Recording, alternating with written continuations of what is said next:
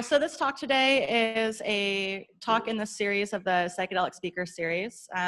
We have a number of participating remote societies. We have the Toronto Psychedelic Society, the Mind Manifest Midwest out of Ohio, and the Montreal Society as well, here with us on video.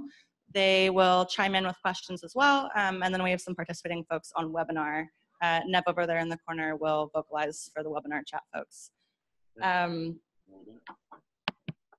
A few quick things about the San Francisco Psychedelic Society. Right now, the participating societies take a harm reduction approach to promote accurate information, education, and safety. We do not encourage or condone the purchase, sale, transfer, or use of illegal substances, nor partaking in any lawful and unlawful activities related to illegal substances. So at our events, please do not bring, buy, sell, transfer, or arrive on any illegal substances or swap information how to acquire them during our events.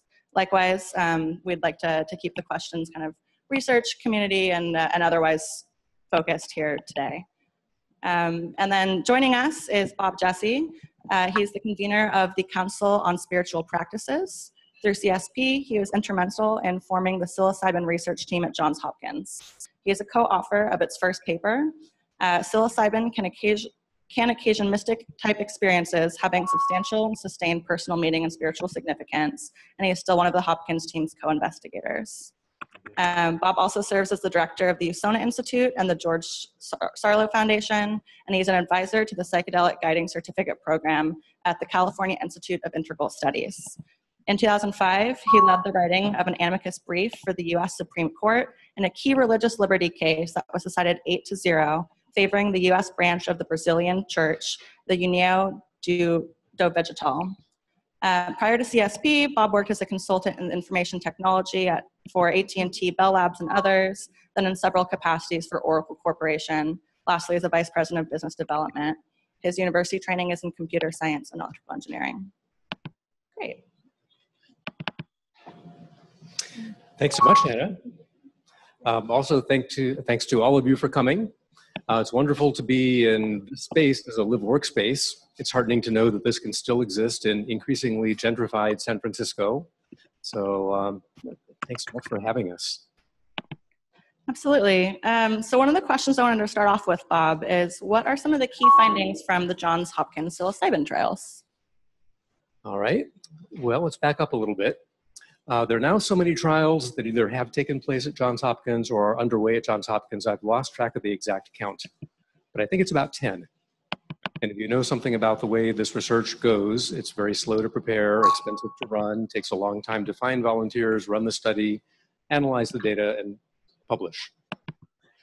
So this has been going on since, we'll say, roughly 1999.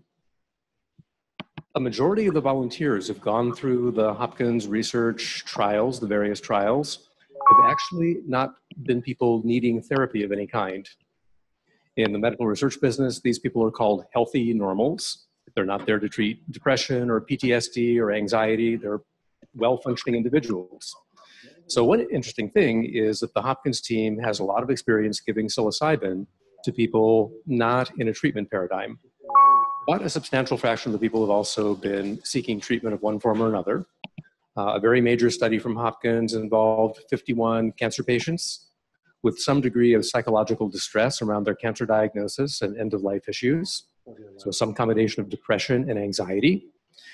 There has been a pilot study using cognitive behavioral therapy combined with psilocybin sessions to help smokers stop smoking. And the people brought into the study are people who've tried many times before to quit and have relapsed. There's now a study underway with psilocybin to treat major depression, MDD, major depressive disorder. So it's a pretty good mix of therapeutic and non-therapeutic trials. Looking at the whole body of research, one of the key findings, and this shows up in many of the news articles, is that if you interview people shortly after a major psilocybin session, or 2 months later, or 14 months later, about a third of the volunteers across all of these studies will say that that psilocybin experience, or one of them if they have multiple experiences, was among the top 5 most personally meaningful or spiritually significant experiences of their entire lifetimes. It's about a third. An additional 1/3 will say that that experience was the single most personally meaningful or spiritually significant of a lifetime. Now, most of these studies have taken in people with no prior psychedelic, some of the people would say hallucinogen experience. So maybe if you had it a long time ago, or if you had it a year ago, then repeating the experience, you would no longer say the new one was the topmost. Maybe the one a long time ago was. So we're able to get some of these numbers because we're studying people for whom this is a new experience. A related finding is that in the context of therapy, whether the goal is to alleviate depression or anxiety, or to help somebody kick an addiction, it turns out that the best single predictor of a good therapeutic outcome is whether or not the participant in the study had what some of the literature would call a mystical type experience. And that's dose related. Generally, if you give a bigger dose, there's more of a likelihood of somebody having this kind of breakthrough, peak, cosmic, lots of names apply, experience. And lower doses tend to produce it less frequently, but it's not strictly dose related. Some people you can give a very large dose to and they won't have that kind of experience. And some people are, we might say, natural born mystics, and they can have it on a very low dose or even no dose. But it's interesting that the best predictor of a good outcome is having that mystical type experience. My guess is that scientists and philosophers and theologians will be unpacking that finding and trying to understand what drives that finding for a good long while. That's pretty incredible. What do you see the role of these types of studies playing in the larger psychedelic movement? And is there a way for those of us who are interested in the movement to support these studies and research? Well, so two questions there. There was a psychedelic movement that started, you can start the clock at various times, maybe mid-40s, Doors of Perception, or 1950s, a time when there were many LSD trials taking place, very above board LSD trials. That was one psychedelic movement in the 1960s. It started to become political and social, not just scientific. Everyone knows there was a couple decades of deep freeze, and now we're having another go at it.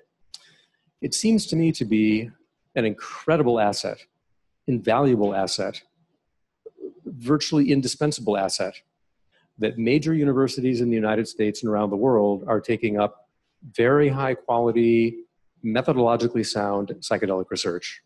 I think it's the strongest asset we have. The scientists are doing the work, are able to speak about it quantitatively.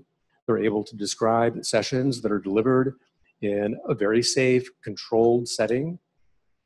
And the results are really impressive.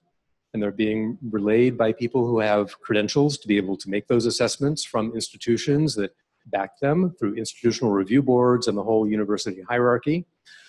They're the best spokespersons I think we have for what people outside of the research settings would also say might have been one of the top 5 or even the single most important experience of a lifetime. I think it's so important that I would not want to see anything get in the way of those studies being brought to fruition, where one definition of that is making MDMA into a prescription medication, making psilocybin into a prescription medication, maybe down the line, other psychedelics into a prescription medication. I would hope that that gets kind of priority number 1 in terms of supporting the work, and priority number 1 in terms of not generating political flack that may at some point derail it. Sure, absolutely.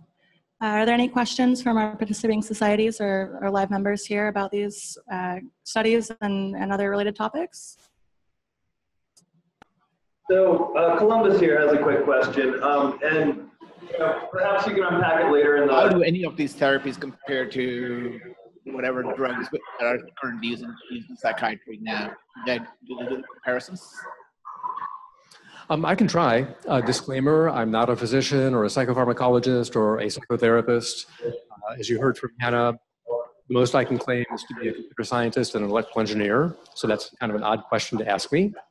So take the answer with a grain of salt. Today's psychiatric drugs, and I'm not going to try to get into mechanisms of action, but they seem to be focused on treating symptoms. Somebody with PTSD may have trouble sleeping. Their sleep is disturbed by nightmares or flashbacks, or they may experience a high level of social anxiety. If you're treating the symptoms, you give them sleeping pills. For social anxiety, you give them maybe a benzodiazepine or something that calms them down. But these are active in the brain during the time that the molecules are present. Whatever the anxiety circuitry is, it's suppressed chemically. And 4 hours, 6 hours later, if the situation is still anxiety provoking, the anxiety is back. So what's the solution? Another dose of the drug. So for people with PTSD, and similar stories could be told about depression, they're locked into taking psychiatric drugs. And most of today's pharmacopoeia in psychiatry consists of drugs with side effects, drugs that may be habit forming. So you could end up in a situation where you're taking a drug to get a good night's sleep, but now there's another problem. Maybe that's leading to depression, or maybe it's leading to sexual dysfunction. So what's the solution to that? Another drug to treat the symptom caused by the first drug. And as I hear stories, read stories, particularly about people suffering PTSD, similar stories in depression, it's really dismal. Very poor quality of life, and it doesn't just affect the person who is depressed or with PTSD, it's spouse and family. There may be trauma that parents can unwittingly transmit to children in a family situation.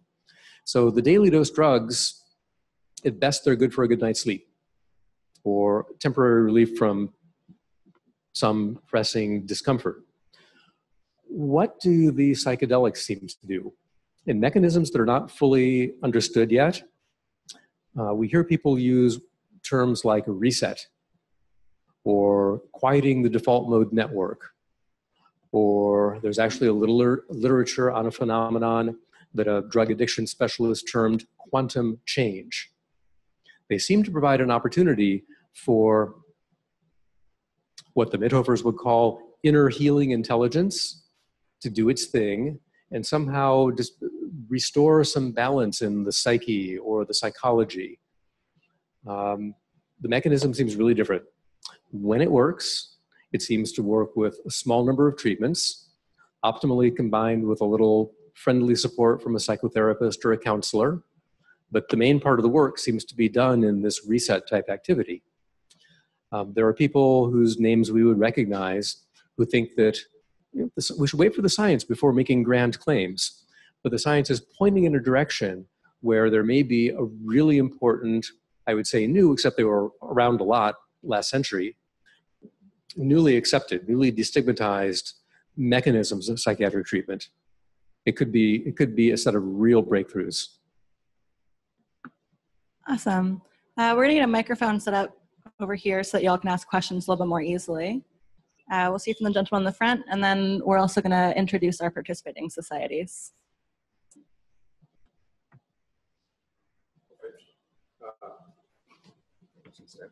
I was wondering if you think, in conjunction with the normalizing of psychedelics as prescription medication, it's important to simultaneously have work being done on normalizing them as sacramental material for spiritual purposes, or should that come afterwards to get people used to the idea? That's a really great question. My personal sense about it varies depending on what side of bed I got out of in the morning. Some days it seems really important to not forget the spiritual importance for healthy normals. And other times, particularly when I'm reminded of the fact that the East Coast and the West Coast are bubbles in this country, it seems as though too much moving ahead on the religious front is going to be met by a dominant culture that just doesn't quite get it. You know, Native Americans, the number is estimated to be 250,000, have been using peyote for a very long time. In the mid-1990s, laws were passed at the federal level to basically require all of the states to stop harassing Native Americans. And no one seems to object to that.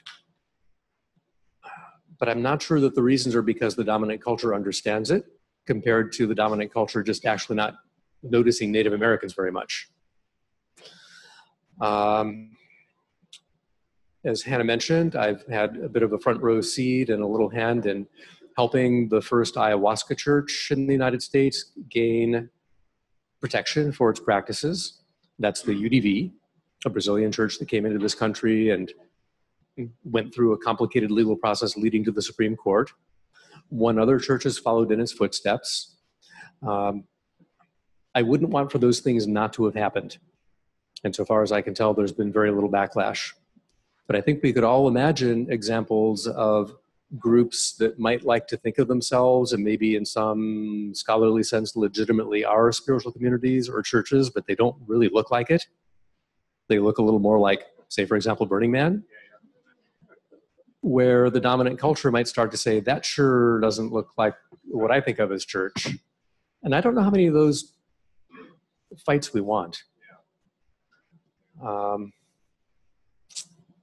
A deceased activist friend of mine named Fran Peavy once said, paraphrasing a little bit, slow change is permanent change. And those of us who are impatient, and many days I'm impatient, I just need to hear Fran's voice, you know, a little friend perched on my shoulder saying, patience, patience. Great.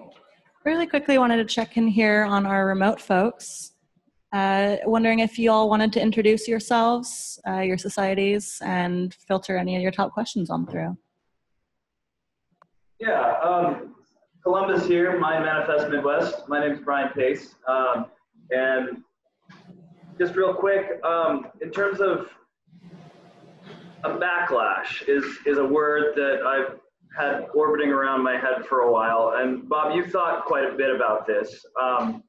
Is there a role for psychedelic societies or civil society organizations to essentially like make the case in places? I mean, we're in Columbus, Ohio, outside of the West Coast bubble, where people can come out of the closet a little bit and talk about their experiences. Do you see a role for culture in telling these stories? Hi there, Brian. Good to see you. Little dim on the screen there, but I see you. Yay, technology. Through that laptop. Yeah. Great. So let me think about this for a minute. The question is backlash and the role of psychedelic societies. What's coming to mind are words that I heard once from the late Sasha Shulgin. You may know that Sasha was for many years part of a very thought to be conservative social club called the Bohemian Club that has a large tract up north of San Francisco and a very fancy like gentleman's club here in San Francisco, attended by captains of industry and politicians. It's a very influential upper crust male segment of the population. And oddly enough, Sasha played in the orchestra there and would go to the annual events up north of San Francisco and have contact with these people who are, you know, heads of international banks, et cetera. And his take, I think if you were to answer your question, Brian, would be along the lines of minds change one at a time and often in dialogue with one other person at a time. So I think there's not only a role for psychedelic societies, there's a role for people who can say, I've had some experiences that have been among the top most important in my entire lives, and this may sound a little odd to you, but they happened on psilocybin mushrooms. And to have that conversation one-on-one across a lunch table, the great thing about one-on-one is you can watch the facial expressions and the body language, you can disclose at the rate the person is able to receive. If they are leaning into the conversation and having enthusiasm, you can tell them more. If that sounds really weird to them and they're suddenly concerned for your safety, or they find themselves wondering if the person on the other side of the table is dealing with a full deck, you can notice those things and address them. So that's like, it's the most powerful way I know of for change to happen. To the degree to which psychedelic societies function as a camaraderie and support group for people that are having those one-on-one conversations or family conversations, that's a really important function too.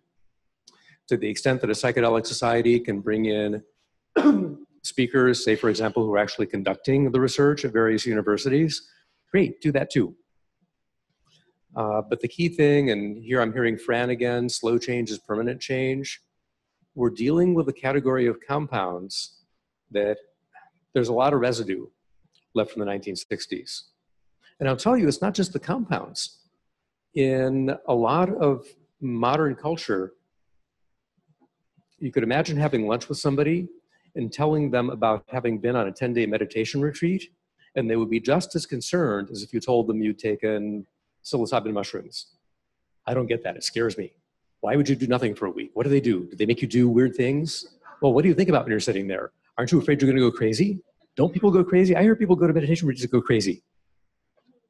So it isn't just the drugs. We're also talking about the altered states of consciousness and how they figure into life.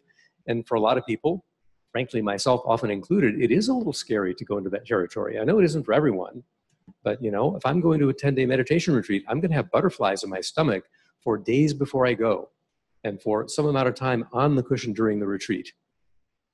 Mysticism itself, which we could talk about more, has only rarely been warmly accepted into a dominant, non-mystically oriented culture. I'm not entirely sure what to do about that, except to be great ambassadors and to have a lot of sensitivity to people's curious, questioning, uncomfortable reactions, and to give them time to be with those feelings. Great, thanks so much. Anyone else here on our remote folks or more questions from Ohio?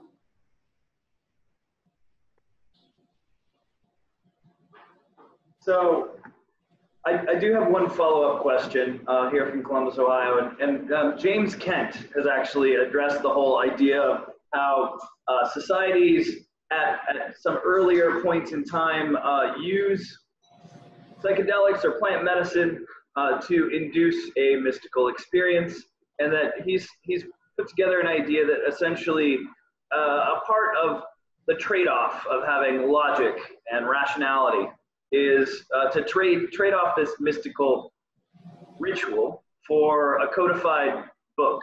And he's questioning whether or not psychedelics are in fact compatible with modern society. Do you have a comment on that thesis? Well, so if I may, let me reframe the question and say not about the role of psychedelics in modernity, but rather mystically informed consciousness in modernity. I think it's extraordinarily important, and whatever it takes to make it work, our highest calling, my highest calling, is to help figure out how to make that work. And again, it's not about the plants, fungi, or chemicals. It's about the kinds of consciousness and morality and orientation of self with the larger society and the natural world. Those are the things, so many of the world's ills right now, I'm hardly the first person to say or believe, come from a sense of disconnection. Most of us, many hours, walk around feeling as though the egoic me is the most important thing, and orienting my actions and desires around this most important thing. Multiply that by 7 billion, and we're getting a world that is really, really ill. So reorienting the place of the self in the whole 7 billion people and countless other creatures and plants, however we get there. It's fine if people go on 10-day meditation retreats. It's fine if people do spiritually inclined yoga. It's fine if people can get that kind of awareness out of a practice like Qigong. All available tools. It just so happens that, especially for those of us that are a little bit spiritually hard-headed, the plants, fungi, and chemicals seem to do more rapidly what meditation would take a very long time to do, if it would do it at all. But I think I'm getting back to your question, is this important for modernity? I think it's really important for modernity, like critically important. Great. Thanks so much. It's really great to have all of our remote societies participating from around North America. Speaking of which, one of the things that we are really aiming to foster here with the San Francisco Psychedelic Society and other participating societies is the sense of community in the psychedelic movement. And I know this is something that's deeply important to you as well, Bob. What are some of the best practices you've seen from tight-knit, successful communities? And what are some areas that you think psychedelic communities can improve? And kind of like, how can these organizations help us be our best selves? Super important questions. I might, if I may, just generalize away from psychedelic communities and talk a bit about communities in general. Again, I'm not an expert. I happen to be a member of a community that's been around for 20 years and counting, and I have contact with lots of other communities that have been around for a long while. We also know of communities that have kind of a heyday. They're really intense and vibrant and full of energy for a year or 2 or 5 or 10, and then kind of lose some of the vibrancy. And we probably know of communities that are really vibrant for some period of time, and then something very unpleasant happens, and they fracture or they disband. Books have been written about this, and one thing that we collectively could do is come up with a favorite 10 reading list. I look for inspiration to communities or flavors of communities that have withstood the test of time. And the two that I fall back on, one is called the Religious Society of Friends, otherwise known as Quakers. Here are some of the characteristics that I've come to understand about Quakerism. I'm not a Quaker, but would aspire to be one if I were looking for what that has to offer. It is a well-established, recognized religious sect, nominally Christian, but not very. They don't read particularly from the Bible, although some churches might. There's no creed that one needs to recite to be a member. You're a Quaker when you say you are. Interestingly, Quakerism isn't a monolithic thing. I'm going to speak to the traditional form of Quakerism that I know. There is no priesthood. Ordination does not take place. It seems to be a tenet of Quakerism that every person has his or her own direct, unmediated relationship with the divine. And Quakerism doesn't tell you what the divine is or isn't. It encourages each person to develop their own relationship and language it however they will. Most Quaker worship is what Quakers call unprogrammed. There's not an order of service with hymns and a sermon and a this and a that and a bell rings and people go to coffee hour. It's basically a sharing circle. So what are some things that have allowed Quaker communities to have solidarity? One is that the notion of leadership is very flexible and distributed. Not only is there not a priest, there's also, to my knowledge, not an executive director or a president. That's not to say that there aren't concentrations of wisdom and concentrations of maybe more of the decision-making comes to this person, but that kind of authority is earned throughout time. If it's time to fix up the meeting hall roof, the people who are carpenters and in the trades are going to have naturally a stronger voice in figuring out how to fix the roof than somebody who's never done that before. But there's not going to be a president who stands up and says, I've determined that we'll spend this amount of money and hire this contractor and not that contractor, and it'll be done next week. That decision-making is distributed to people that want to be in the conversation about it.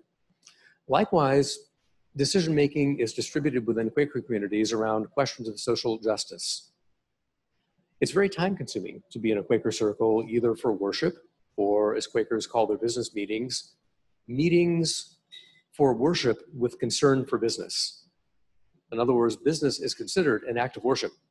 It's a communal act of discerning what the greater good, the greater power wants out of us in this question. So the notion there is really distributed leadership, having a community where everyone feels that they have a voice, they're called upon to listen deeply and to speak sparingly. I'm reminded that I've been doing a lot of speaking. And it'd be great for other people to not only ask questions, but offer into the circle. The other guiding light for me is Alcoholics Anonymous. Almost everyone knows about the AA 12 steps. This is the program developed many decades ago by which alcoholics are drawn to sobriety. And it's not just about alcoholism. It's like a life inventory and a way of getting right with your community and your family, and it's like cleaning up in general. Those are the 12 steps. But there's another 12 that not as many people know about called the 12 traditions. AA wrote them up separately, and you can find them on the web. There's a really short form, a mediumly short form, and a longer form. And AA didn't develop with a couple of people sitting down saying, let's incorporate and have these bylaws and these rules and these practices, and then build this international organization that will do these things that we're writing this afternoon. wasn't that way at all. It was extraordinarily organic. They developed this method where alcoholics could support each other. And when it worked, some of them drew some of their friends in. Again, slow change is permanent change. Bring in a few more people, and it got to be a certain size. I'm making this up a little bit, but it comports with my understanding of what actually happened. And it was time for there to be 2 meetings, not 1. And would the second meeting have to do exactly what the first meeting did? And who's going to be in charge anyhow? Who's making those decisions? When AA built up enough steam that it looked like it was actually really working and it started to get some press, they found out that some people in the group really wanted to be the press spokesperson. Oh, I'm going to speak for AA. And that created difficulties. So through trial and error, they developed these traditions about how meetings will be managed. The notion of anonymity came. They said, it's actually not helpful when one person stands up and speaks for all of AA. Therefore, none of us will be an AA spokesperson. That's one of the 12 traditions. Another of the 12 traditions is rotating leadership. Another one is that they may occasionally pay people for necessary professional services that they can't get otherwise, but is by and large a volunteer organization. So if you read through these 12 things, there's a lot of hard-won wisdom that didn't come from a couple people dreaming up a structure in advance. So I look to those. How can we rotate leadership? How can we empower more people? A community, it seems to me, is strongest when an increasing number of its members have been in a leadership position and have had oversight responsibility for the organization. Then after a year, 2 years, 3 years, they step down. Somebody else takes that position, like being on a board of directors or a council of directors. But the organization has more and more people who've gained the view and the wisdom of seeing the organization from a larger altitude. So those are some of the best practices that I can count on that are far afield from the psychedelic community, but any community can learn from them. Absolutely. One of the things that I cherish most about the communities I'm in is the level of participation from all members, not just from leadership or an organizer crew. And I think that a lot of that comes about from having the opportunity and encouragement for people to participate and tap in ways that feel great to them. So I think that's something that would also be wonderful for psychedelic or otherwise organizations to continue to promote. We have some questions from a webinar. Nope. It's just a quick PSA for our webinar participants. You can ask questions in the chat if you so wish to do so. Great, thank you. Speaking of which, I'd also love to hear from either remote folks or people live in the audience. What are some ways that you also like to cultivate community and some best practices? And also welcome any other questions or comments for the talk.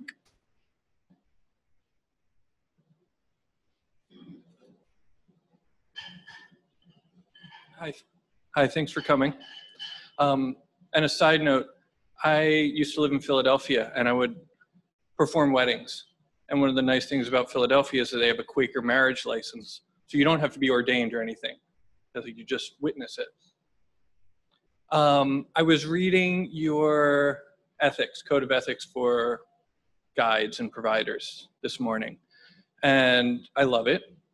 And I'm curious how you feel like that can be used to sort of maintain quality control for things like decentralized societies, and then also sort of clinical and maybe underground guides. And so why that's important and like how accountability can be held and how it can help with things like that. Thanks. Yeah, great, thank you.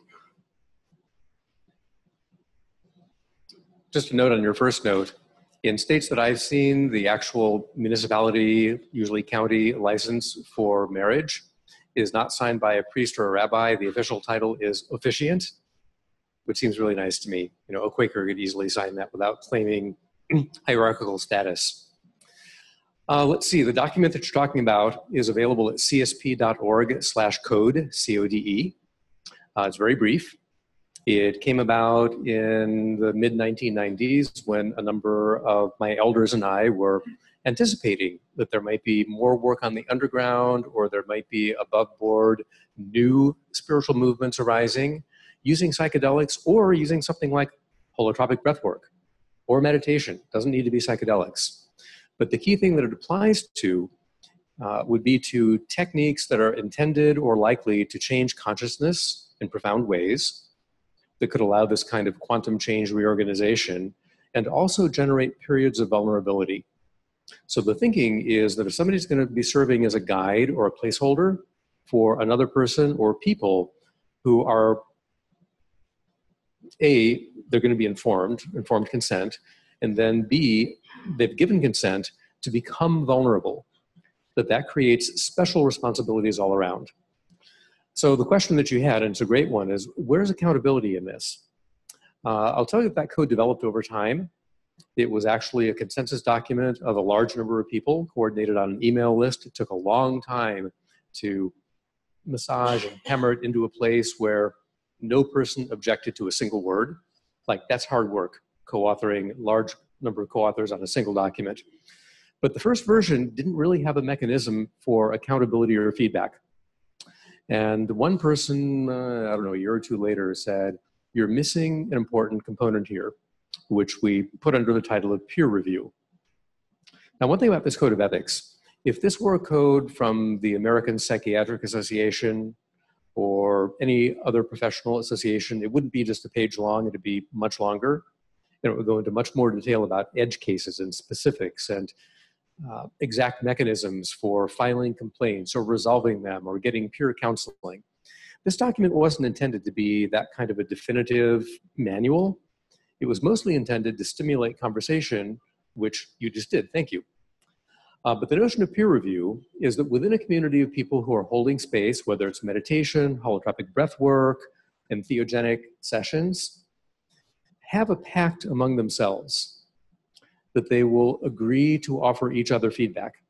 And now I'm going to amplify a bit on what the code actually says. This is clarification that has come to me in thinking about it and being in dialogue about it over the years. In fact, as I've done for groups before, I'd like to demonstrate this little piece to you. And I'm going to demonstrate it both as a demonstration, but more than that, because I actually really mean it. Now, I'm not actually a guide. I don't teach meditation, don't lead in theogenic sessions, don't teach holotropic breath work, but I'm involved in our shared enterprise. And out of concern for our shared enterprise, I'm going to make this offer and request to you. If you see me or hear me doing things or saying things that you think may be causing harm, I invite you, I actually want you to please tell me about that. And my offering is that I will do my very best to thank you for it instead of resenting that you would challenge me. I will listen to what you have to say.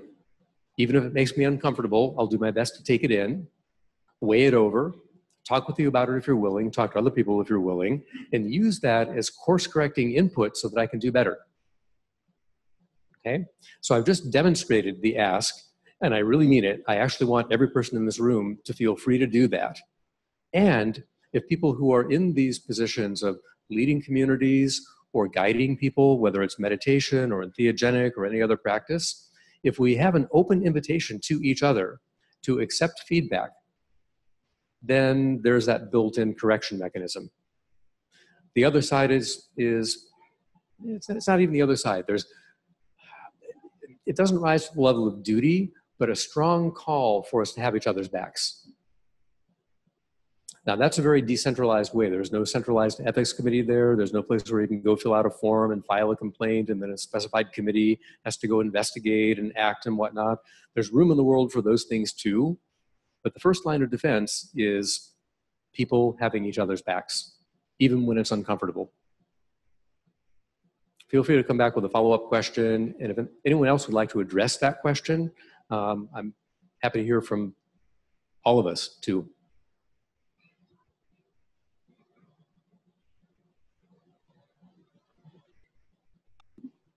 Hi there, Columbus. We have a question from one of our society members here relating to some of the Hopkins work over the years.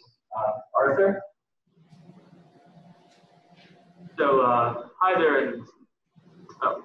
there, and thanks again for doing this talk. It's very, very informative so I'm a medical student up in Ohio and interested in psychiatry, so like this research is very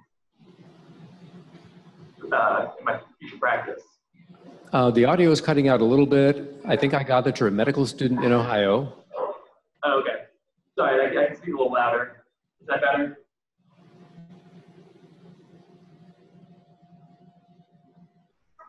Okay. Sorry about that. So this is more of a technical question, but there's a lot of discussion out there of psychotropic drugs having some effect on underlying schizophrenia or other psychotic symptoms. Has there been any documented evidence of this happening in any of the Hopkins research, of this occurring, any side effects like this that you're aware of? I think I got the question. I'll repeat it to make sure. The question is, in the Hopkins studies, we could generalize a little bit, is there evidence of psychedelics, you said psychotropics, hallucinogens, triggering or being associated with the onset or exacerbation of psychotic type symptoms? That about it? Yeah. Okay. To my knowledge, the answer at Hopkins is no, and there's a very good reason for it. Every modern psychedelic study that I'm aware of involving psilocybin, I'm less sure about cannabis or MDMA, includes pre-screening to exclude individuals with a personal or a family history of schizophrenic type disorders or bipolar. Those are thought to be heritable conditions. My amateur understanding is that maybe 1% of the population has a susceptibility to it. That doesn't mean that everyone will actually express the condition in a lifetime, but it's hypothesized that people that are vulnerable to it may be susceptible to a triggering event. It could be any triggering event. I understand that often it's when a young person leaves the family home and goes to college. That's kind of a shock to the system. And therefore there can be onset of that kind of illness in response to that change to the environment. So it hasn't happened at Hopkins, mostly because people that are susceptible to it are screened out.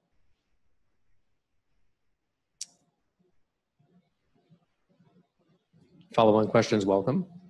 I just wanted to comment back on the community issue that was brought up before, because what I've experienced with the group that I'm affiliated with, the Erie group, is that we bring together people to be able to talk about their experiences with these various medicines, so they have a place that they could check in with. And I found that there's a lot of different levels people are at. Some are advanced, some are for the first time and they're disoriented about it, or they'll pull something out of a context from another tradition, don't know how to dialogue with it in this culture that's mostly profane and without rites of passage.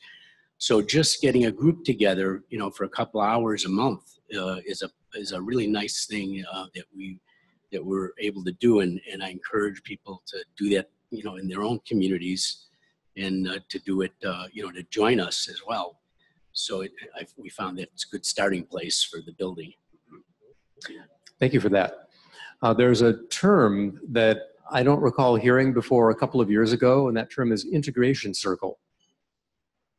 Integration circles can be totally peer. Some of them are lightly facilitated by a trained facilitator or a psychotherapist. But the notion of friends getting together to support other friends, to hear each other, it starts to sound a little bit like an AA meeting, but not for the purpose of curing alcoholism.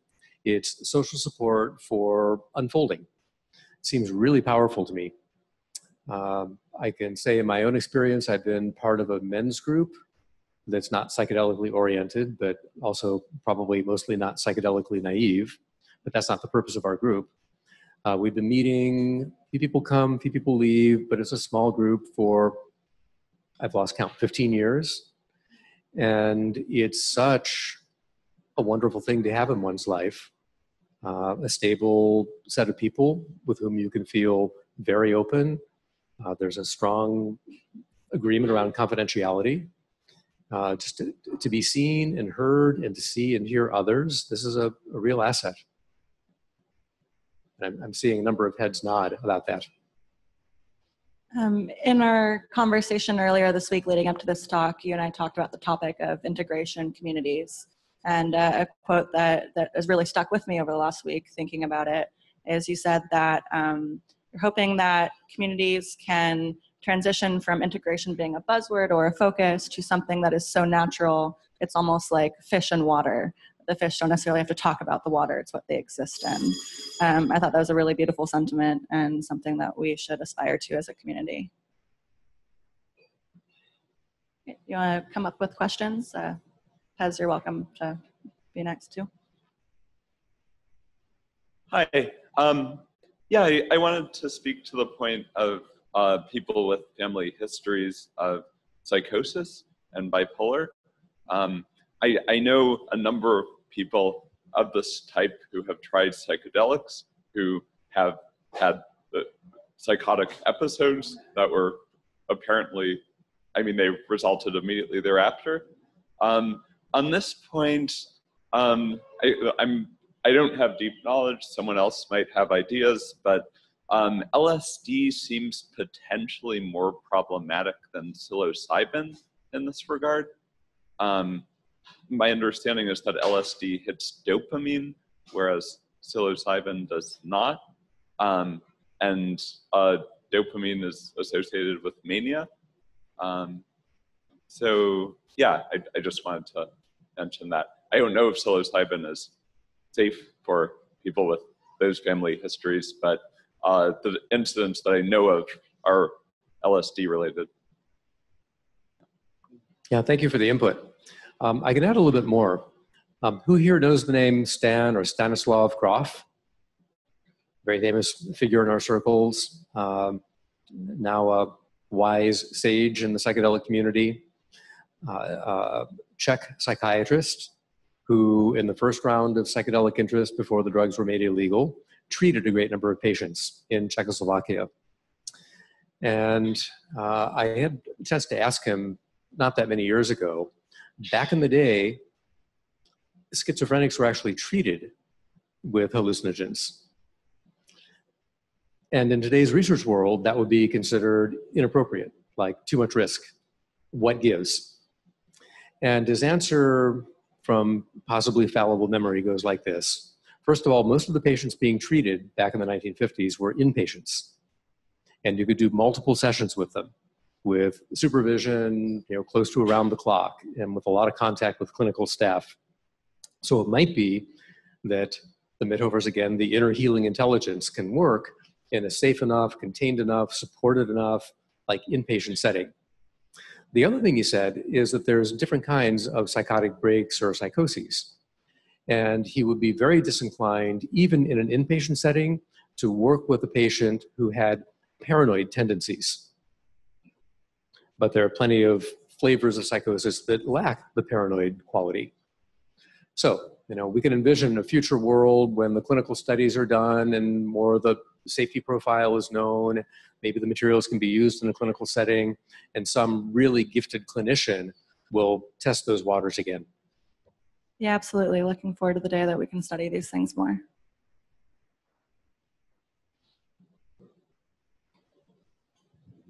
So Columbus, Ohio here with a question. This is Al, who is a co-founder of our local Death Cafe, which is another community to speak about death. Hi, I really appreciate your work and I'm glad to be part of this today. Obviously, my group is largely concerning the discussion and dialogue of death, and part of that is palliative care. It is my understanding that psilocybin can be used in palliative care, and that obviously there's something to be gained from having those deeply spiritual reconnecting experiences toward the end of somebody's life. So I was just curious, in your research, have you found that that is something that you would generally promote use or increase practice of? And if there's any circumstances that would be optimal for introducing that into a palliative care patient's end-of-life process? So I'm going to need a little help with the question.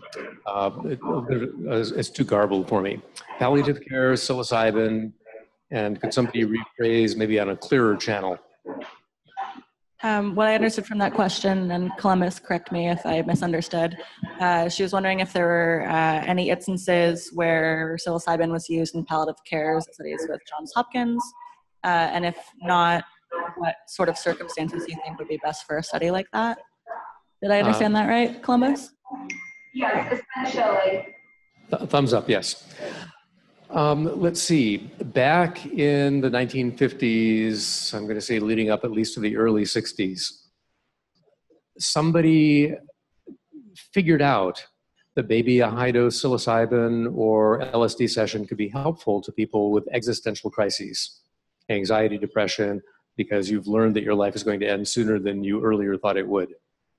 So work was done back then, not to my knowledge the kind of clinical controlled trials that would be done these days, but a very nice and famous paper was written about it by a physician and minister and psychologist named Walter Pankey, who curiously got his psychology degree under Timothy Leary.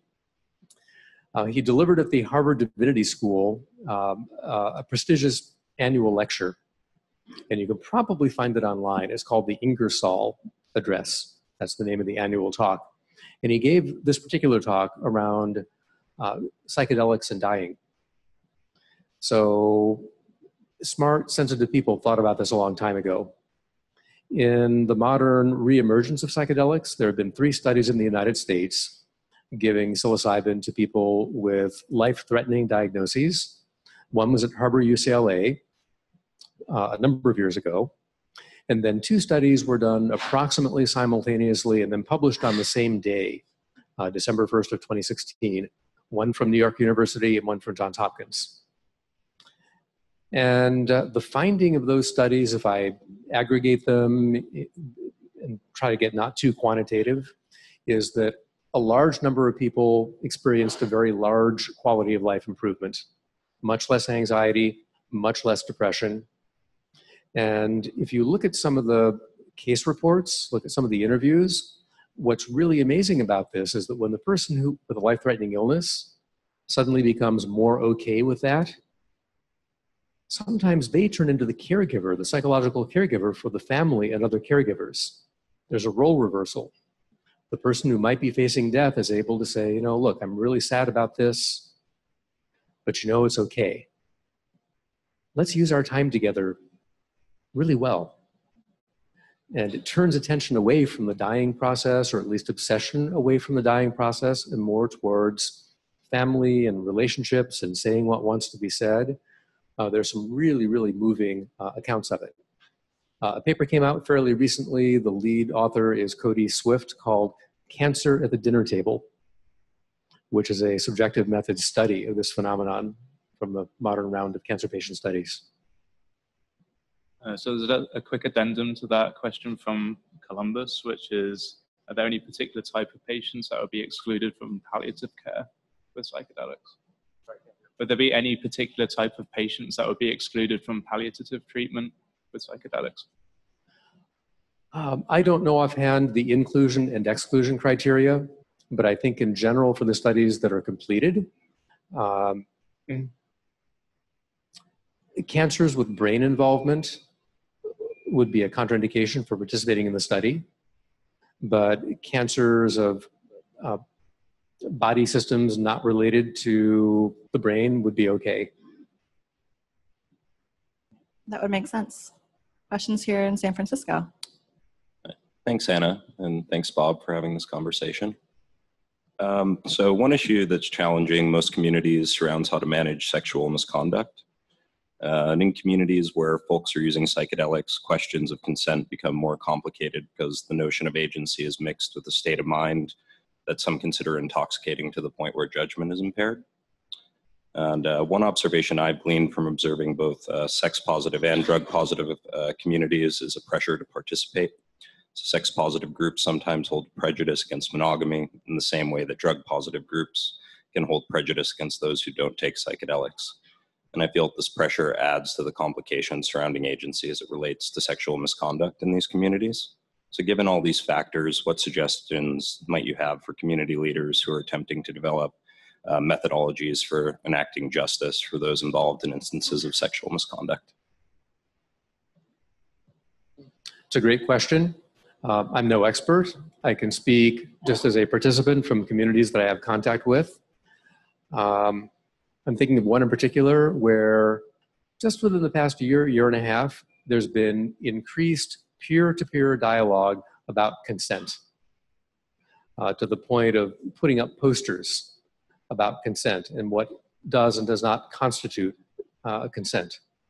So that just seems to me to be general awareness raising.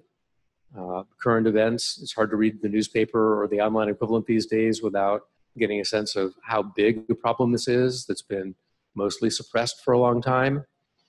You know, it seems to be healthy that we're talking about it. In terms of dealing with infractions, I don't know that I have a lot of wisdom to offer. The instances that I've heard of that seem like a better way as opposed to a worse way involve disclosure, accountability, and something which I heard very recently called restorative justice in the case of sexual misconduct. And that takes a lot of space holding on the part of a skilled facilitator who's been there before and has the respect of the parties. And it takes some space holding on the part of the community to insist that if there's been something like this, we're not going to let it go until all parties agree that some amount of restoration has occurred. But what that looks like in detail, I don't actually know. Do you? No, I just know it's probably the biggest challenge that I've seen in these communities in terms of the hardest one for leaders to manage at this stage. I do have another thought about it. So sex is related to power in the same way that money is related to power.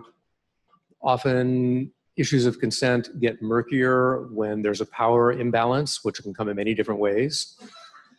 So there's a lot of ways to manage it. One is just to cultivate people who hold more power in such a way that they're accountable and there's visibility and greater wisdom in wielding the power. Another thing that can be done at the same time, they're not in conflict, is to eliminate is too strong a word, but to push down concentrations of power. If power is the problem, don't give it out. Architect communities that do not result in there being concentrations of power. Notice that in Quaker communities, there's no ordained leadership.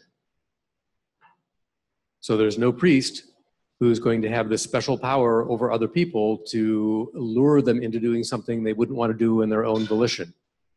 It sounds a little odd. How can you have some structure that actually gets things done in the world without titled, acknowledged accumulations of power?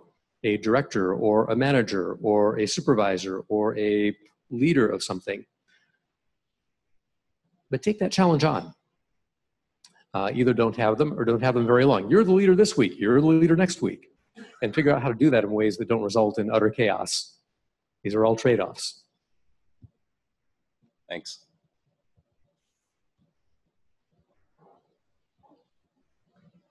Hey, thanks again here in San Francisco. I want to appreciate you guys for all of these, this conversation and all of these really important topics. There are so many important conversations to have, and thank you, Bob, for your wisdom and bringing this insight to communities around this subject matter and other subject matters. My question is getting back into the medical realm. You had mentioned the path to prescriptives for these substances and compounds, and was wondering if you could speak a little bit to the timeline, the hurdles, and how we might be able to support the ultimately bringing these compounds to the masses through prescriptives, and what might we see trying to block that, and how can we participate, and what that timeline might be. These are very timely questions. In terms of the timeline, nobody knows for sure. Here's what's encouraging about the situation. To take a drug through the FDA process, phase 1, phase 2, phase 3. Does everyone know those terms? Does anyone like a quick refresher on them? Seeing no hands, I'll move on. So where we are collectively with MDMA and psilocybin is that they will soon enough enter into phase 3 trials for the FDA, sometimes called pivotal trials. The nomenclature is changing a little bit. These involve larger numbers of patients being treated with much more rigorous statistical standards and data integrity, data auditing standards. So just everything is leveled up to higher level of assurance and quality and auditing and ability to withstand anyone saying the data aren't right. MAPS is the organization leading this effort for MDMA. A relatively new organization called USONA Institute, with which I'm affiliated, is leading that effort for psilocybin. And both organizations project that those two molecules could become FDA approved, one for PTSD, the other for depression, as soon as 2021, maybe 2022, but nobody really knows for sure. The encouraging thing about the process, picking up a thread from a second ago, is that you know in advance what you have to do. The FDA rules for conducting the trials, the statistical thresholds are all scientifically derived, and the process for going through it is purely administrative. Administrative in contrast to political. These molecules can be made into prescription medications without any elected official ever having to vote on it. So it means the entire process can be completely apolitical. One thing that could go wrong, especially in today's political climate, which may get better, may get worse, is that the FDA process, which is by and large really admirably scientific and admirably insulated from political processes, it's possible that if enough people thought that, oh, these are drugs of social change and it's really a bunch of druggies that are behind all of this, it's not inconceivable that political forces could interfere in the FDA process.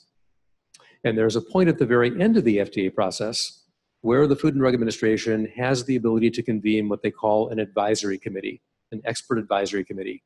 This is a team of outsiders that would be convened to review the phase 3 results, hold public hearings where they would hear testimony from parents of sons and daughters that suffered tragedies, or from big pharma representatives, or from professional societies asking tough questions. And at the end of these hearings, the advisory committee goes away and issues a recommendation. The FDA is not required to take the recommendation, but often does. And that could be a place where an advisory committee could be sensitive to political winds. One of the consultants that's been helping these two organizations prepare for the FDA approach has cautioned that you need to understand that science always takes place within a social context. You can't have science without a social context. So if the social context gets too crazy, the science may be tainted. I see that as a potential vulnerability. But the preliminary data, meaning pre-phase 3, are very promising. The universities that have done the research know, and the clinics that have done the research know how to administer the drugs in ways that have proven to be remarkably safe, show in some cases efficacy that we're not seeing from other treatments. So let's just all hope for smooth sailing. Question about how to support it. Probably everyone knows someone who's either clinically depressed, maybe chronically clinically depressed, or with PTSD. There will be a time when at these advisory committee meetings, there'll be room for testimony, not only from people who are concerned about safety or concerned about the social implications of approving a drug like this, but testimony from people who have been helped, or from organizations of people who have been helped. So anyone who knows organizations like that may or may not have any interest or knowledge about psychedelics today, we've got several years to begin educating them and make sure that the voices of people who have been helped or who stand to be helped are also heard at those hearings.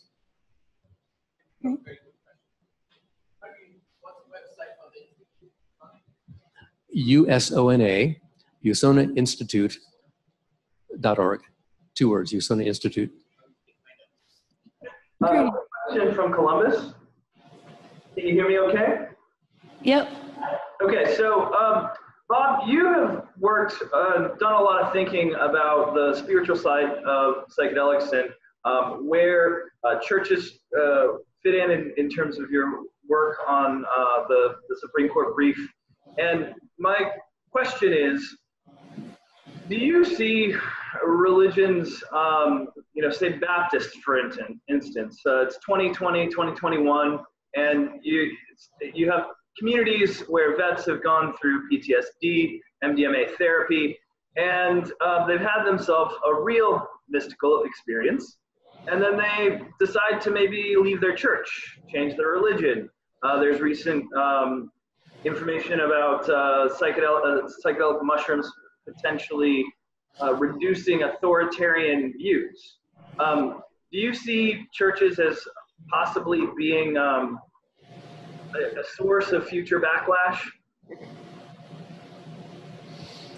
My crystal ball is not that clear. It's hard to imagine a social issue, or maybe even a medical one or a political one, where there isn't some church or temple, synagogue, mosque, someplace that has an opinion about it. So, in that sense, the answer is tautologically yes. Some church is going to say something. How loud that voice will be and what will be said, I actually don't know.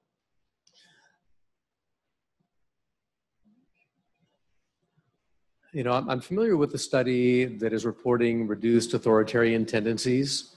It's a very small N study. My own understanding of the work at Hopkins and elsewhere is that there are larger N studies, meaning more robust findings, that demonstrate under good supportive conditions, underscore that, under really good supportive conditions, not just during the day of drug administration, increases what psychologists would call trait increases in kindness, generosity, forgiveness, being slower to anger, or having greater motivation or skills to reconcile. Those are qualities that I would think most churches would welcome. And if we want to have best face forward, we would do well to become familiar with the research around positive, enduring trait change after a mystical type experience. And again, this could be meditation, doesn't have to be drug occasioned. To understand the literature, to understand the conditions that help cultivate those desirable long-term outcomes, and one, be able to talk about it, more importantly, be able to live it. The communities that are forming, psychedelic societies and otherwise, the integration circles that we're hearing more about. A good question would be, what are supportive activities other than just the integration circle that actually lead to enduring changes in prosocial traits? Let's just do more of that. And then be prepared for the conversation with churches or whatever groups might have something to say about psychedelic science. Sure, absolutely. So we'll take a few more questions here in San Francisco, and then after that we'll have a social hour where we can gather, talk, break off into smaller groups, and continue our questions and conversations amongst ourselves. What are your thoughts on a couple things? One is microdosing, and then also I'm very curious personally of why these experiences can be so profound and meaningful in people's life, if it could have anything to do with kind of aligning the conscious, subconscious continuum and making it more of a continuum that are separate things, more non-dual kind of thing, if you have thoughts on that. And lastly, I would like to know if you or anybody here has got to the same kind of levels that you got with substances with meditation, because for me it's probably 50%, 40% there with meditation. So those. Yeah, I think of three questions there. One is about microdosing. Yes. I don't have tons to say about it, except maybe this. To my knowledge, there have not yet been completed university quality, randomized controlled trials where people get opaque capsules, and some days the opaque capsules have a microdose of a psychedelic, and other days they have some inert something in them. It'll be so interesting when that's provided. It would also be interesting to compare microdosing of very small doses of, say, psilocybin or any of the classic psychedelics with a microdose of Ritalin, something that's dopaminergic but not so much psychedelic, and then see what the reports are. I hear from so many people who microdose and say that it's actually really helpful. The usual regimen seems to be 1 day on and 2 or 3 days off, and you don't do it forever, you do it for, help me, several weeks or several months and then take a vacation. That's the general formula. But the other thing we know is that the placebo effect is really, really strong. There are cultures in the world that rely on almost placebo effect to induce anesthesia for surgery. It's that strong. So if the placebo effect is that strong, and I think I'm going to take this capsule or a tiny little sliver of paper and it's going to make my day a little brighter, at the end of the day, if my day is brighter, I don't know how to attribute that. By the way, we should all be thrilled for the placebo effect and use it as much as possible. But the controlled science will get done, and then we'll have better answers. Let's see. Your third question meditation was about meditation and how many people have substances. gotten there to those.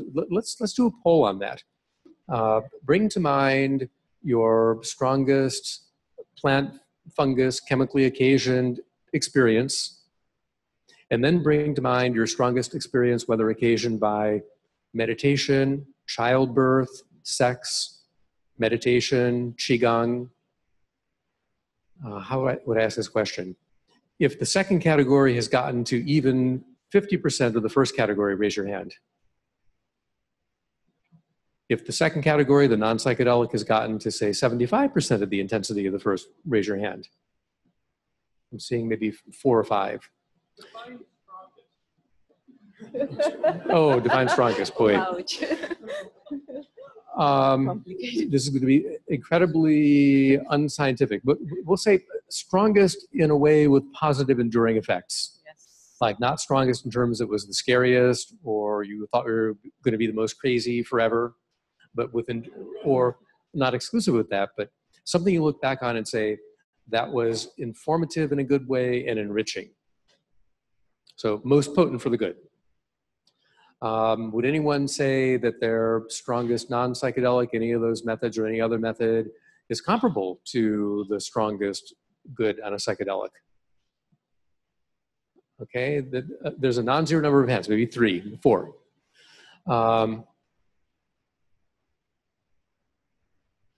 So there's one answer. I would contextualize it by stating the obvious, that we're all people who've come to a Q&A afternoon about psychedelics. We might get a different set of answers if this were a comparably constituted group of people who came together around Tantra or came together around Vipassana. Like, we might be here because most of us have had stronger experiences with these molecules than we have with other techniques. And please remind me your second question. The second question is about the conscious, subconscious becoming more of a continuum. It's a great hypothesis. Is there somebody who is a major in consciousness studies who would care to answer it? Or a psychotherapist? I know that there are some here with us today. I'd really love for someone, like if Stan Groff were here, I want an answer from somebody who's really thought about this a lot. I can tell you that I went many years ago from thinking the unconscious was almost not a thing to believing that it's a very big thing. In fact, it's in some ways bigger and more potent than the conscious mind. And it makes some intuitive sense for me, but I wouldn't know how to back it with anything more than saying, makes sense to me. Thank you. Hi. This is actually just a comment for James Fadiman. I think his name is James Fadiman, yes. Right? James Fadiman, right? He goes really deep into microdosing. It's mostly on LSD, but he does break it down in terms of psilocybin and other entheogens. My question is, I used to belong to this church called the Psychedelic, right? And I'm curious about the Church of Psilocybin. Is there some kind of special screening that you have to go to, or in terms of being more informed or participating in the church? So I got that you have experience with the Santo Daime, right. And I think your question is about a psilocybin church? Right. I'm not aware of one. Okay. I was under the impression that so I think there's room in the world for that to happen when the time is right and when a credible enough group wants to make that happen. So it's something that's still in the process then? Well, I don't even know if it is. Okay. It might well be. the world is large and somewhere it might be in process, but I'm not aware of a group that has all the characteristics that got the Supreme Court to allow the UDV to use ayahuasca, or ayahuasca as they call it. I'm not aware of a group that has all of those walk like a duck, quack like a duck, look like a duck characteristics lined up to go into court and say, we would like permission to use our sacrament. But sure seems like there's room in the world for that to happen. Great. Thanks all for all your great questions. Let's do one more here from San Francisco, check in with our remote societies, and then transition more to a casual, Q&A talk amongst ourselves situation. So there's kind of an increasing cultural divide within the psychedelic community that I'm seeing between many people who approach this from a very kind of empiricist perspective versus those who come at it from a much more spiritually informed perspective. The latter group, through their psychedelic experiences, often accrue a set of, let's call them somewhat non-scientific beliefs, and the difference in language between these two subcultures often causes a lot of clashing and butting of heads. But at the same time, I think that these two groups have a lot to learn from each other. From your perspective, working with both medical and spiritual aspects of this, do you have any advice on trying to bridge that divide?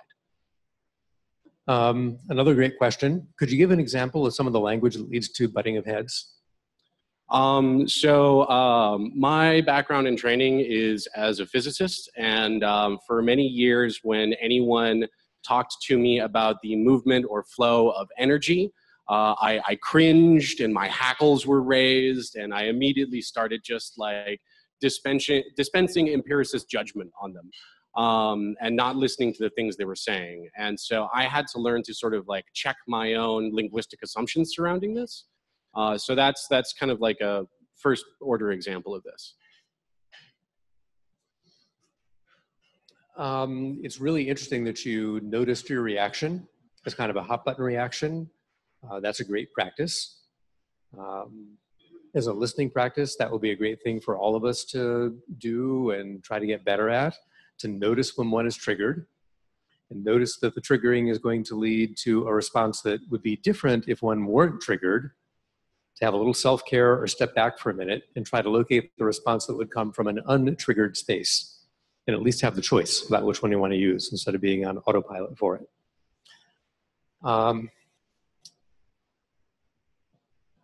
There's a philosopher outside the academy named Ken Wilber. He's written a whole bunch of books. Many of them are dense enough with philosophical concepts and proper nouns that I find them hard to read because I'm not that educated in areas where he's writing. But I did get from something that he wrote or said once that really has stuck with me. So this is a person who's read an immense amount, and I think has a huge personal library and seems to have an almost photographic memory for the tens of thousands of books that he's read. And he's read a lot of books with content with which he would disagree. And what he brought to my thinking about it, he says, look, if I read a book, I have to know that there's somebody who carved out enough time in his or her life to develop something they thought worth saying, and then go to the trouble of writing a book about it. It's very unlikely that everything in that book is wrong. So the act of generosity is to not be too triggered by the things that might be wrong or that offend us somehow, and to look in the book for what might be right. Because that person wouldn't have done that if they were totally spouting bullshit. So if I'm a physicist, which I was for a year or two in college, and somebody is talking to me about something that there's no space in my understanding of that world for, the act of generosity and the act of learning on my part is to, well, what do you mean by energy? Is it actually a feeling, or do you think there's actually something out there? Well, why do you think it's out there? And try to engage in dialogue about it. For the people that are not very quantitatively oriented, the reverse is true. If somebody's giving me a whole bunch of numbers and I don't really care about this long list of them, could you summarize that for me? Like, on average, what's happening here? Are you picking up a pattern in your clinical trials about what people say about the experience afterwards? So it's a form of diplomacy. Is that an adequate Yes, answer? thank you. Does anyone else have anything to add to that? It seems really important. As a comment that says they're very happy that Bob is addressing this point of Wilbur's. Wilbur said nobody is smart enough to be wrong 100% of the time, or to be 100% wrong. Could you say that again so everyone can hear it? It sounds great. There's a comment from Montreal. They were saying that they're happy that this discussion was taking place specifically about the language. And quoting Wilbur by saying nobody is smart enough to be wrong 100% of the time. Yeah, bingo, great. Do we have anything from our remote societies? I have a question from DC, if we can take one more. Sure, absolutely. Great. So I want to thank Mr. Jesse for this amazing talk. And kind of in the vein of what you mentioned earlier on in the discussion about how the importance to transition beyond the self and the ego and to really care about other people in our everyday actions. To kind of bring that home to the psychedelic community, I'm curious what your thoughts are on the relative lack of people of color and women in positions within the psychedelic world, especially within the research world, but just in general. If you have any thoughts on that and what we might be able to do to make it not quite so whitewashed. Thanks. I would like to make an offer. Is there a person of color or a woman in the audience who would like to take my chair for a moment and address that? I'd actually really appreciate it. I have some thoughts on that, but I also encourage if anyone else from the audience would like to come up. At the very least, I'd like you to address it first. And I'd really like to give up the seat for a minute to anyone who would be willing to address it. Great. So as I was laying back. Oh, great. Come on up. Yeah, please. Sure. Yeah. Hi. I was just going to say, like, this issue has been getting a lot of play lately, and I think it's very important. But I also think that it would be awesome to kind of acknowledge a lot of the ways in which women and people of color are already contributing to these communities. So one organization that I really like that doesn't necessarily get a lot of public attention is called the Women's Visionary Congress. And, you know, I think maybe part of it is that a lot of these organizations aren't necessarily doing like really like monument building, like high profile work. Like a lot of them are community organizations or people who are active like locally and trying to make things go on like a local personal level more than like illustrating research or that kind of thing. So that's my main thing. I think it's a great question, but I would encourage everyone who asks questions like this in any context to look for organizations that are already active and see what they're doing. And from there to maybe think about what in those ways that they're already active might be different from the organizations that they aren't taking a part in and why that might be. Thanks. Great. Thank you for that comment. Absolutely. Along the same vein, there are a number of really incredible organizations and community organizers and psychedelic leaders out there that are women and people of color. The WVC that she mentions, the Women's Visionary Council, they put on the Women's Visionary Congress. Next one will be happening in October. They're absolutely phenomenal. There are some incredible women researchers that are involved with the UCSF psilocybin trials and the MDMA stage 3 therapists. A good number of them are women as well.